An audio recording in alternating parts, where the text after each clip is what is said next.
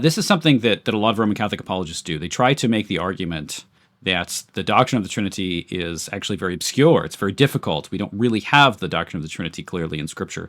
And so we needed some kind of external authority outside of Scripture in order to come to a basic conception of this doctrine of the Trinity.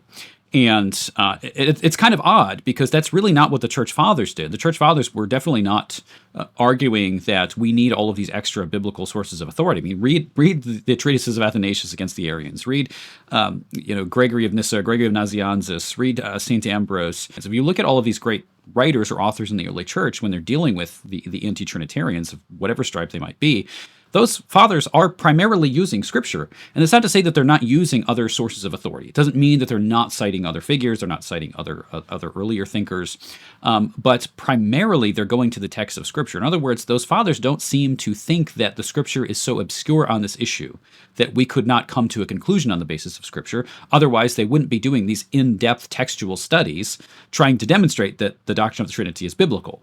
Because if it's really so obscure, then wouldn't those fathers simply just point to the magisterium and say, look, I've got my interpretation, the Arians have their interpretation, this is all way too confusing, nobody can figure it out, but we've got to listen to what the Bishop of Rome said, and what he said goes, and we all know that. That's just not how they're functioning in their writing. So I would urge, those who are maybe considering Roman Catholicism, I would urge you to actually read the writings of the fathers and ask that question. Go read Athanasius, read his treatises against the Arians, and ask the question, what is he using as his primary source of authority?